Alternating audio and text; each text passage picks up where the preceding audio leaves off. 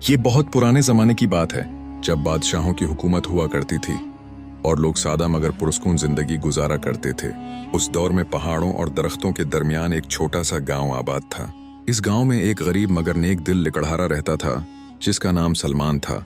सलमान रोजाना फजर के वक्त बीदार होता, वुजू करता, नमाज अदा करता और फिर अपनी कुल्हाड़ी उठाकर जंगल की तरफ रवाना हो जाता।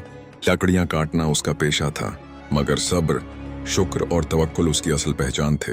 वो जब भी जंगल में कदम रखता तो अल्लाह का नाम लेता और दिल ही दिल में दुआ करता कि आज का दिन खैर के साथ गुजरे। डॉन सलमान के घर में उसकी बीवी सना और 2 छोटे बच्चे रहते थे।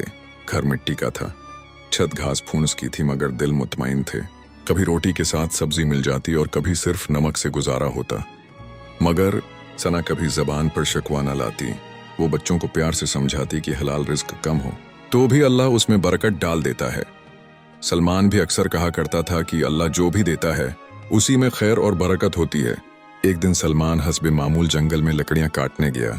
उसने देखा कि आसमान पर स्याह बादल आहिस्ता आहिस्ता फैल रहे हैं और हवा में ठंडक बढ़ रही है। उसने अंदाजा लगा लिया कि बारिश होने वाली है, इसलिए उसने तेजी से काम शुरू कर दिया। अचानक जोरदार बारिश बरसने लगी।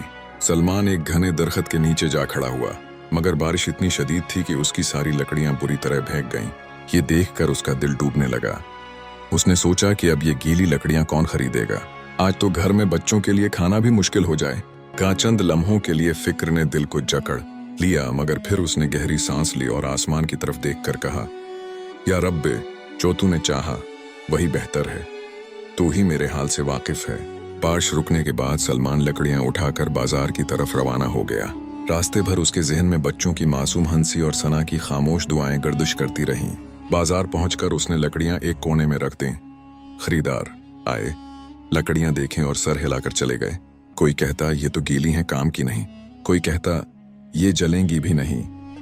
दोपहर ढल गई, धूप तेज हो गई, मगर सलमान की एक भी लकड़ी न बकी।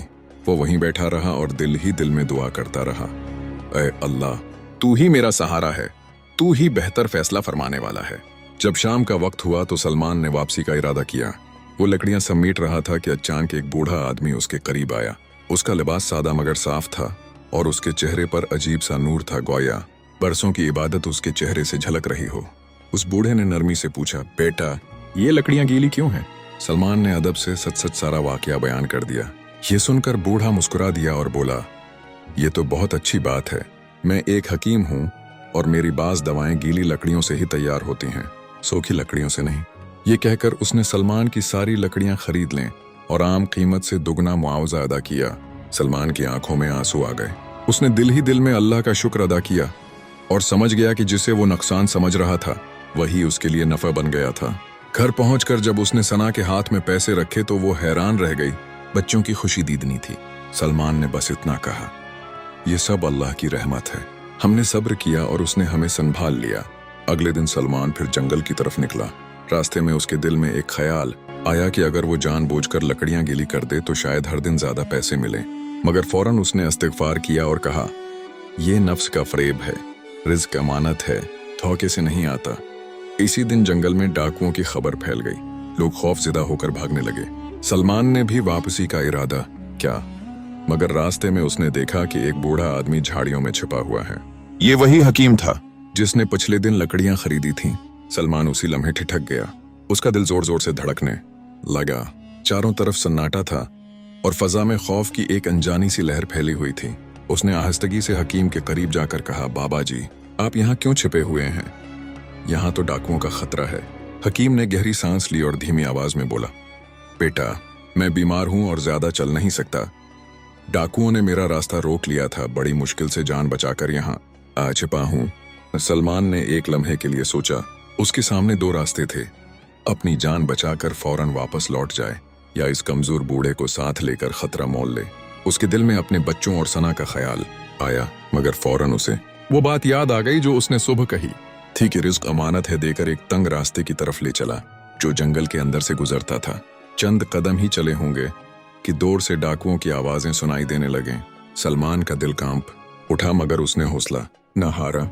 उसके होंठों पर बेअख्तियार दुआ आ गई। अचानक आसमान पर बादल गरजे और तेज हवा चलने लगी।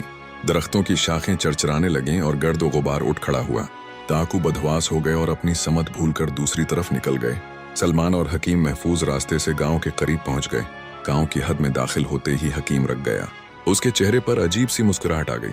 उसने सलमान की तरफ देखा और कहा, बेटा, आज तुमने सिर्फ एक बूढ़े की मदद नहीं की, बल्कि अपने रब पर अपने यकीन को साबित किया है। यह कहते ही उसने सलमान के हाथ में एक छोटी सी थैली थमा दी और बोला, इसमें वो चीज है जो तुम्हें मुश्किल वक्त में सहारा देगी, मगर याद रखना, उसे सिर्फ हलाल और नेक नियत के लिए इस्तेमाल करना।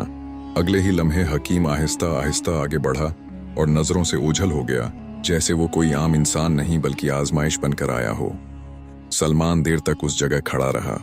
उसके दिल में खौफ नहीं, बल्कि अजीब सा सुकून था। वो समझ चुका था कि सब्र, सच्चाई और नेकी का रास्ता कभी बंद नहीं होता, बस इंसान को नीयत साफ रखनी होती है। घर पहुंचकर उसने सना को सारा वाकया सुनाया।